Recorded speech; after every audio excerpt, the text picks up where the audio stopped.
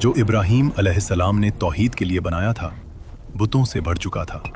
360 बुत। लोग कहते थे, हम इनकी इबादत सिर्फ इसलिए करते हैं कि ये हमें अल्लाह के करीब कर दें। पापा, क्या हम कुछ खेलेंगे? बेटियों को जिंदा दफन किया जाता था। कुरान ने बाद में उस मंजर को यूं बयान किया, और जब जिंदा दफन की गई लड़की से पूछा जाएगा किस गुनाह में उसे कत्ल किया गया, शराब फक्र थी, जुल्म ताकत था, खून रेजी रिवायत थी, कोई कानून नहीं, कोई रहनुमा नहीं।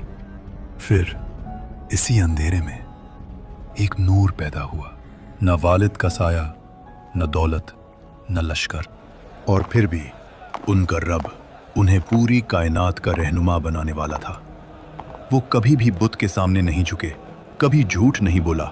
लोग भी कहते थे, हमने कभी इनके जैसा ईमानदार शख्स नहीं देखा। और उनका नाम है मोहम्मद सल्लल्लाहु अलैहि वसल्लम। और फिर तारीख के वो लम्हे आने वाले थे जो शिर्क की बुनियादें हिला देंगे, बुत गिरेंगे, कबीले टकराएंगे और हक के पैगाम पर तलवारें उठेंगी। 8000 साल पहले हजरत आदम अलैहिस्सलाम, इंसानियत के पहले नूर, हर चीज का इल्म उनको अल्लाह ने दिया। जमीन, पानी, आसमान और इंसान के नाम, सब कुछ उनके इल्म में था। हर कौम में रसूल भेजा जाएगा और तुम्हारी औलाद में से भी एक रसूल आएगा। मेरे बच्चों, अल्लाह ने मुझ पर रोशनी अता की और अब तुम्हारी नस्लों में से भी रसूल आएंगे। वो सिर्फ अल्लाह की इबादत की दावत देंगे और इंसानियत को नूर से रोशन करेंगे।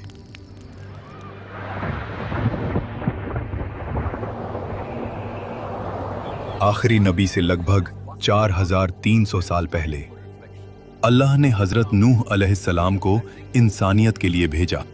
एक वक्त जब लोग शिर्क और बुराई में डूब गए थे और सिर्फ कुछ लोग ही सच का पैगाम सुनने को तैयार थे। सिर्फ अल्लाह की इबादत करो और इस शिर्क से बाज आ जाओ।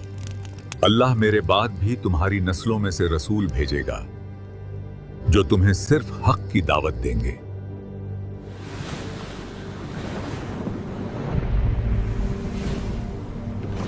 आखिरी नबी से लगभग 2600 साल पहले दुनिया फिर शिर्क में डूब चुकी थी।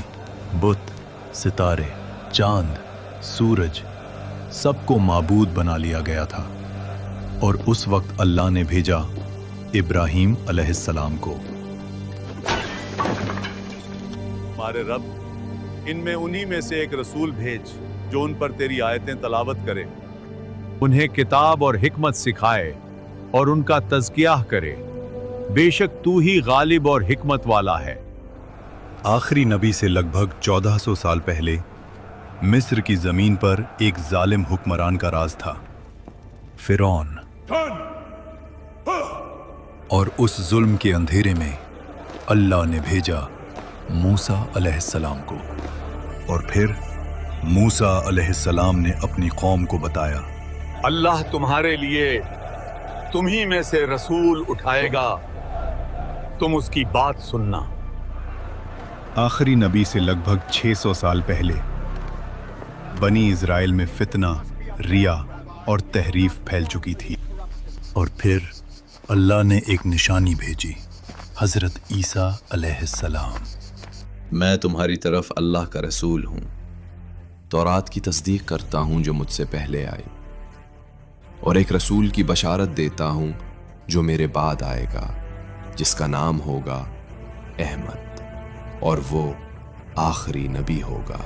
हमारे खुदा याहवे की इस मुक़द्दस किताब में जिक्र है कि वो सीना से आया, सीर से चमका और फारान के पहाड़ों से जलवागर हुआ। सीना हजरत मूसा अलैहिस्सलाम का मुकाम है, सीर हजरत ईसा अलैहिस्सलाम का, और फारान मक्का के पहाड़ों का पुराना नाम है। मतलब वो आखिरी नबी जिसका इंतजार है वो मक्का के पहाड़ों के पास ही आएगा। इसमें वाज़ेह लिखा है, एक अजनबी मुअल्लिम अपने साथियों के साथ आएगा, उसका नाम महमद होगा। वो मरुस्थल यानी रेगिस्तान के इलाके से होगा। अथर्ववेद कुंटप सूक्त 127 में नरशनस का जिक्र है। संस्कृत में नर का मतलब इंसान और शंस का मतलब काबिले तारीफ है। इसमें लिखा है कि वो 60,000 दुश्मनों के दरमियान होगा और ऊंटों पर